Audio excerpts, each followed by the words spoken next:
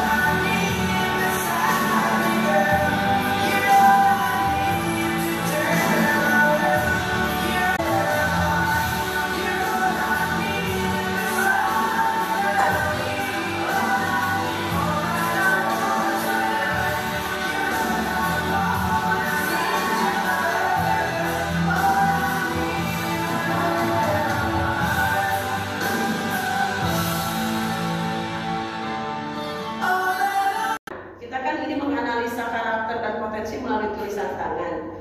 Akang Teteh kan suatu saat jadi leader juga. Pada saat masuk satu tim yang baru, bagusnya adalah melakukan pemetaan salah satunya pemetaan karakter tim kita. Dia tuh orangnya bagaimana, dia bagaimana disebutin dalam satu form tuh. Buka karakter lah istilahnya. Saya sukanya apa, tidak sukanya apa. Jadi pas seiring perjalanan tuh nanti akan lebih lebih ngalir gitu, lebih sangat tahu gitu, nggak ada baper-baperan gitu ya. Nah sekarang saya masukin grafologi ini selain menganalisa karakter juga untuk komunikasi sekaligus ya. Jadi ada dua topik nih dalam materi kita ini sekarang. Kenali karakter, lalu menggunakan grafologi itu untuk komunikasi efektif ya. Komunikasi kita ingat komponennya kan ada 5 pemberi pesan, kemudian isi pesannya apa, lalu salurannya apa, penerima pesan, lalu responnya. Nah itu dalam komunikasi itu 5 unsur itu 5 komponen gitu, pemberi pesan, kemudian isi pesannya apa, salurannya, medianya apa, lewat apa gitu ya, kemudian penerima pesannya bagaimana, lalu responnya.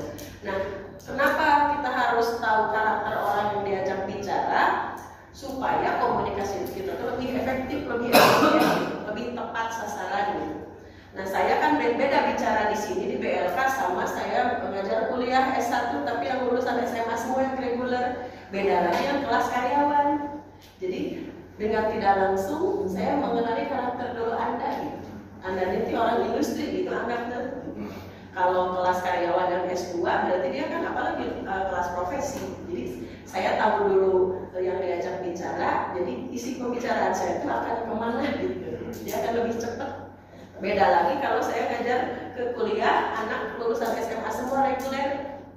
Jadi beda gitu. Nah ini saya harapkan ini semua tadi saya sering ngobrol, satu orang punya pengalaman apa, satu orang punya pengalaman apa, dari ngobrol begitu kan kelihatan pemetaan istilahnya. Lalu kita ngobrolnya ini dunia industri kerja ya, kayak gitu-gitu ya. Jadi kenapa kita harus tahu karakter yang diajak bicara supaya cepat gitu masuknya gitu. Terjadi komunikasi efektif itu berarti kan kita kenali dulu karakternya, kemudian pastikan bahwa apa pesan kita yang diberikan itu dipahami gitu. Ya sensitif aja.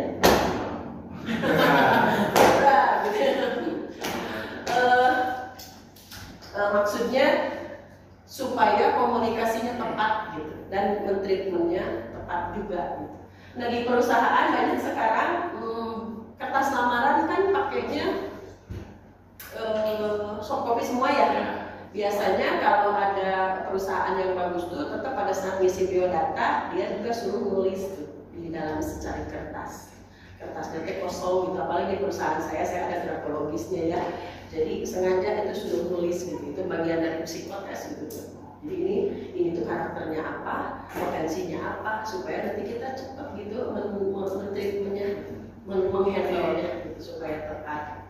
Grafologi itu adalah grafo tulisan tangan, logi itu ilmu, jadi ilmu tentang tulisan tangan. Kalau grafologis tuh orangnya gitu ya, gitu kan. Ini grafologi itu adalah metode dari ilmu psikologi, ilmunya adalah psikologi, ini bagiannya metodenya. Kan ada hipnoterapi ya, ada fisionomi, ada karakter itu melalui ini loh, kerangka wajah, bentuk wajah ya, tulang ini, tulang apa, segala macam, alis. Nah cuma sekarang saya juga dulu belajar fisionomi tapi tidak saya pernah karena banyak yang oplas ternyata karena untuk ori ini gitu ya, arori gitu ya. Kemudian ada mikroekspresi. Mikroekspresi ada kan? Jadi bagaimana sih mempelajari ekspresi orang tuh lagi sedihnya, kerutannya kemana, kieuna kemana gitu, juga ada ilmunya gitu. Tapi lagi-lagi zaman sekarang tuh karena terlalu banyak yang oplas-oplas jadi terarori gitu. Kan ini udah ditarik kan jadi beda garisnya gitu. Jadi ilmu-ilmu di metode itu kan ada hasil risetnya gitu ya. Nah yang saya cocok adalah grafologi gitu. Hipnoterapi saya pernah juga tapi kurang cocok dengan diri saya. Jadi saya udah bisa bilang bahwa sebatas pengetahuan aja, tidak saya dalamin. Yang saya dalamin adalah grafologi sama NLP. Jadi kayak begitu. Kenalan nanti kecil. Ya. Nah tulisan tangan itu adalah, nah ini grafologis itu adalah orang yang mampu menganalisanya.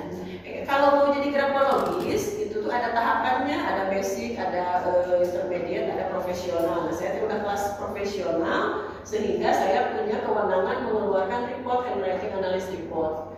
Jadi itu teh sama satu reportnya mana seribu, satu report mana seribu. Tuh cari tanda tanda kan itu duit ya. Dipanggil sama Bio Farma, gue ada yang mau di grafo gitu, 10 orang, 8 orang, gitu kan. Artosnya teh. Itu namanya profesi itu gitu, profesional gitu ya. Jadi biasanya grafologi itu dipakai buat nanti rekrutmen, dia cocok nggak untuk jabatan apa